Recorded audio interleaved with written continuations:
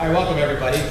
Welcome to our panel discussion on global challenges of commercial execution in life sciences. I'm thrilled to welcome our panel, our table of panelists here. Francis, Jorge, Nicole, and Andrea. I'm going to dispense with formal introductions with all of them so we can save a little bit of time. Hopefully we can get through the panel discussion in a shorter period of time before the half an hour is up and maybe allow the audience to participate and ask a few questions at the end. If we're lucky, we can get that far. When we practiced it, I think we're probably at 20, 25 minutes, so hopefully we can get through that. So without further ado, we'll start off the panel.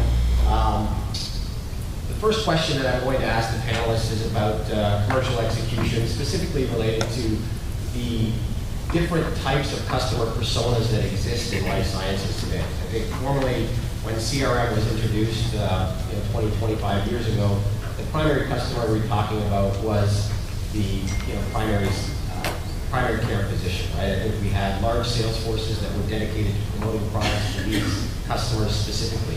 And the processes and workflows around that customer persona were built into the technologies and the digital execution that was done at that time. And I think today, as you can see from this slide, there are a lot more customers that we're trying to support, a lot more customer personas that have different needs and demands than maybe they did 20 years ago. So the first question that I have for the panel, and maybe we'll start with you, Nicole, is how is your organization coping with this new commercial reality and these new types of customers that exist, and what types of roles and different workflows have you created to address that?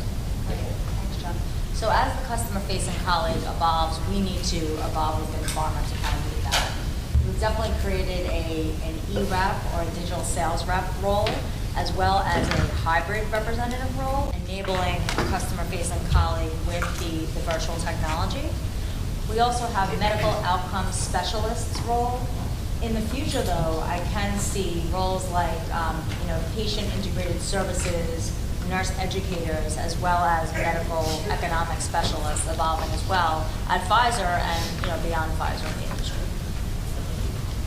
And Francis, do you have? Yeah, so I'm from the IT group.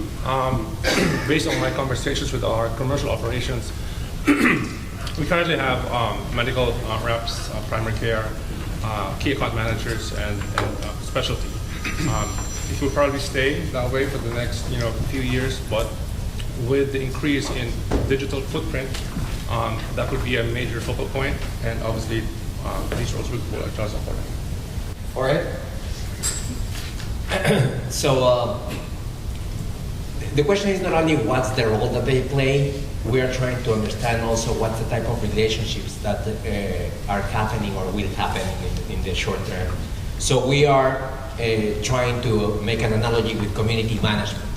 So we see the sales rep or the field force rep in the future more as a community manager that is enabling a community to get a better health, and that is enabling connections not only between who is in front of them and what we have to say in the company, but also helping them among them, right? Which is, I think, that the aspiration that we have and where we are targeting that we should be moving forward. We want them to be a solution. We don't want to be the ones that are knocking the door and pushing for a message. We want them to be the ones that are helping the community to connect among each other, right? So to give an example, because maybe it sounds very high level, it's maybe the best answer of a physician is not going to be provided by MSL that works in the company, but by another physician. So how can we make that connection? How can we enable that rep to make that connection? And not only between peers or to have this peer-to-peer conversation, but also with patients or with institutions or with the government. So we can really focus on providing a better healthcare solution instead of just pushing for a message. I was talking to the panel earlier, and it occurs to me that the evolution of technology is playing an impact here. We talked a lot about shadow IT and some of the capabilities that people in your organization will just use to connect with customers. Things like LinkedIn, Evernote, different messaging capabilities. In China, you've got WhatsApp. These capabilities are being leveraged, even though commercial IT or the organization may not endorse them or purchase them for their employees. And I think there are a lot of examples that I can think of. Even right down to the phone that you use. I mean, the phone that I have today is more powerful than the PC that I used 2 years ago. And I think maybe in 2 years, it'll be the only device anybody needs anymore, right? I can take this phone, I can cast it to any screen that's around to show presentations if I need to. I can open up Word and Excel and edit documents, sign documents, pretty much conduct everything I need to do in my role with just this one device. And I think that might be an example of how technology can evolve and support. So really the question is, I believe that commercial execution is probably not adequately embracing this technology. And so what technologies do you see in your organization as evolving more quickly or being required? And how do you see the constituents that deal with your customers using those capabilities? And I'll ask you first, Jorge. So to follow up a little bit on what we were saying, right? So if we want to be this solution service for the physician, we need to be in the channels or in the areas in where they are. We know that social media is moving from being entertainment / connection to be a source of information. So for sure, we have to be there. We are moving to be there. There are many medical, legal, regulatory challenges, but we need to create environments to play in that field to provide answers and to provide solutions within this regulatory environment. Right? So, but we have to do it. And I can tell you that, for example, in Brazil or in China, we have more interactions through instant messaging than email or even face-to-face, right? And it's not only that obviously we're against the spam. We're not pushing information. We're just opening the channel to provide a service to the customer, right? So it's interesting to see that they are the ones that are initiating any interaction. And from a response perspective, you highlighted that those channels were getting you, order of magnitude better response than some of the traditional channels that you use. Right. And then you also mentioned that the cost of some of them are, relatively, even in a digital space, could be relatively right. high. Which is interesting how we're going to be balancing all of these opportunities and challenges, right? So I was mentioning that while WhatsApp and instant messaging through other platforms, it's very cost efficient and we can control the environment. LinkedIn in a specific, for example, it's extremely effective, but in some of our countries, it's still cheaper to send a human to have a face-to-face interaction than paying for a digital interaction on LinkedIn, right? So that's where these channels are not ready yet to be global in an engagement environment or in a commercial environment. I think that's worth repeating. A face-to-face interaction is actually cheaper than sending an email. I think that's what you said to me. Right.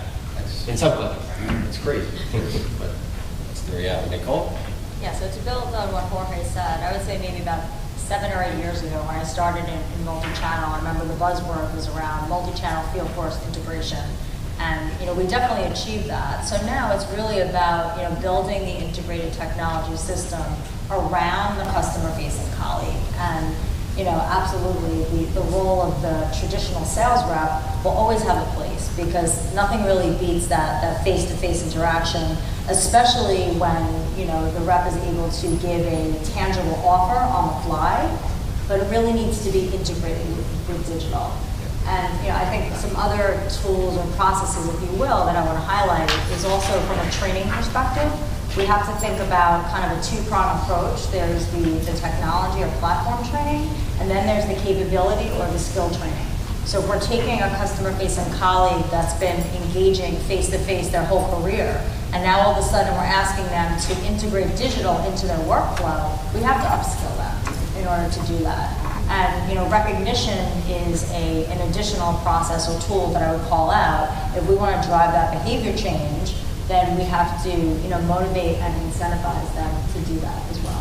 So what is an example of a digital incentive that you give? Like if you said you need to incent them to move digital, but how do you do that? Is it number of friends, number of links? How is it you? Yeah, I would say just based on KPIs, then just recognizing whether it's number of engagements or average length of call in a remote detail type environment, right? It's just aligning with the sales force in terms of what those key KPIs are, and then ensure that managers are coaching them appropriately. Because again, if we want to drive that behavior change, that's something we have to do. Ultimately, it's still kind of reach and frequency. It's just kind of different specific digital absolutely. measures that you have. Okay. All right, great. Thank you.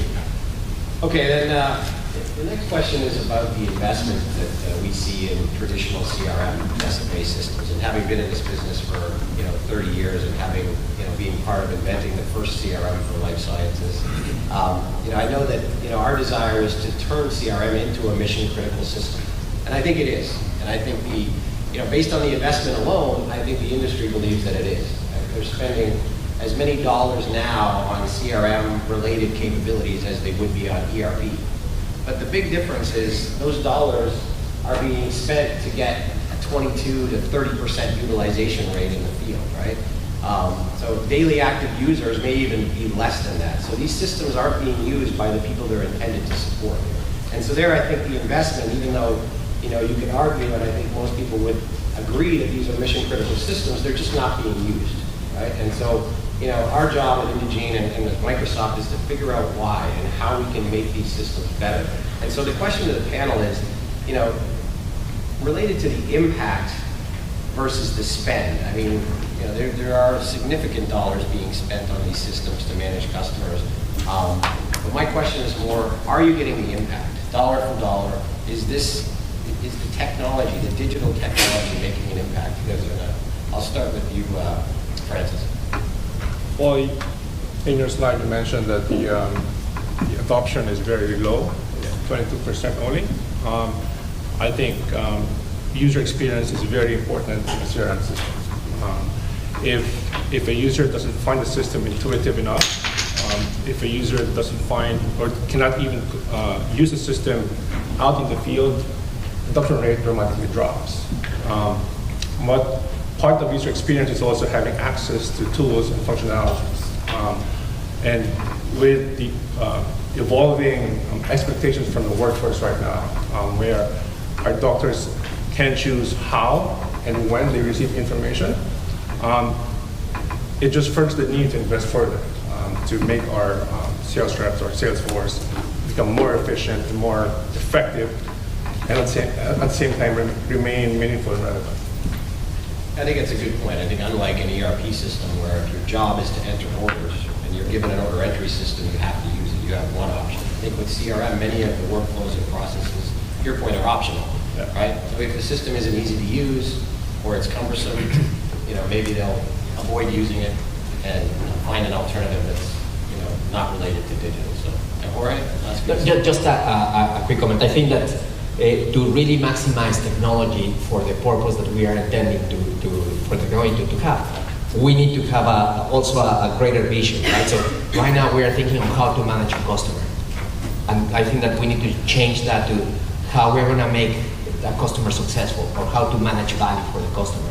Because then that changes the purpose of the user of using these tools.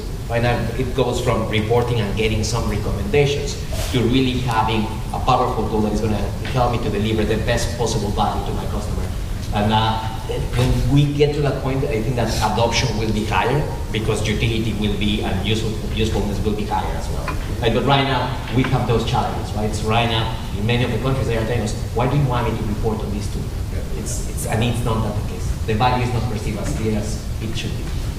Yeah, so just to build on that, I think ultimately what we want to get to is the full rep ecosystem essentially being integrated. That's definitely where we need to get to. But I appreciate all the data here. I'm just going to share some of my perspective based on many of the stakeholder interviews that we conducted with Pfizer business colleagues globally, and for them, they absolutely want that that integrated full CRM, all their activities essentially that are integrated. And I'll give an example of just to bring this to life a little bit more. In one of our markets, ex-US, we learned that by buddying up on technology, they actually lost about 105 customer-facing hours and 15 customer-facing days. And this is really the implication of not having an integrated system. So this is just something that we see. So I think we all agree that we need to absolutely get there. It's just gonna take a while. And also insights are something that absolutely, need to be integrated into our system as well. There's a lot of information that's coming to these customer-facing colleagues from our companies, and it really needs to be packaged appropriately so they can go ahead and make quick decisions to help us drive sales. So Andrea, we haven't gotten to you yet. Andrea is our colleague from Microsoft, and so I'm interested in a perspective from a technology vendor in the space. Looking at, based on the discussion that we've had today and your experience on how CRM is utilized maybe in other verticals or other areas, maybe you can talk to us a little bit about, what innovations you see coming down the road and maybe tailored specifically to life sciences and some of what you heard from the panel today. Sure. So I think from a CRM perspective, obviously we hear over and over that people want an integrated solution. They want to take disparate information and really break down silos. And I spent 11 years in pharma, so I'm very familiar with silos. And how do you bring that information together and really have one version of the truth where you can gain insights from the information that you're gathering? And there's some really good examples of how we're doing it in provider, and you hit on a keynote, like look at the value, look at the customer, and put the patient first, or who your end customer is. And from a provider perspective, we have lots of examples in that world when you think about someone who's going in to get surgery on their knee. If they're using a CRM system, they can connect with the EMR in the back end. They can connect with their supply chain management and scheduling through Outlook 365 and different solutions. So when you set your appointment to go in to have your surgery, the supplies are in the room. There's a schedule done so that it's sanitized beforehand. The doctor is scheduled to be there that day. And really the workflows that it can kick off when you really have this truly integrated system with all the players. And depending on the different surgeries, it could go right down to, if you're carrying a Fitbit, you want to tie that information into it as well. And in that case, people are filling out forms before they get to the doctor's office. They're doing surveys online after. Then you can look after the surgery and say, wow, this is the insights we had. We're giving better quality of care. People are going to want to come back, or they want to also think about their experience and think, I really got good value for the service that I was provided here, and think of the hospital from that perspective. So I just want to make one more comment around the technology, because we did a lot of studies around the sales reps who are going into the offices, and the feedback that we heard was they were wasting so much time. So when they were sitting down in the office waiting to see the doctor, they couldn't do a lot of things on their devices. Their normal workflows throughout their day, they had to go home at night and spend another 2 hours, but they sat in the office for 45 minutes to speak to their rep. So really that bigger picture of taking all those data sources and putting them in a CRM system so that you can truly have the insights and enable the productivity at the right level for the sales rep. Well, thank you, Andrea. Thank you to our panelists. So just to wrap up, I think we heard a lot of things today around what modernization in the field of CRM is, and I think to net it out, I think there's a lot more that we can do to embrace some of the new capabilities and technologies that are out there and wrap them around the customer-specific workflows, tying incentives to some of the new metrics that are out there based on this technology, creating new workflows for customers, whether they be primary care physicians, institutions, or even patients. And then lastly, having the ability to drive knowledge to these constituents so that they can serve their customer needs better regardless of what type of customer they are. So, I think we had a really good discussion with the panel.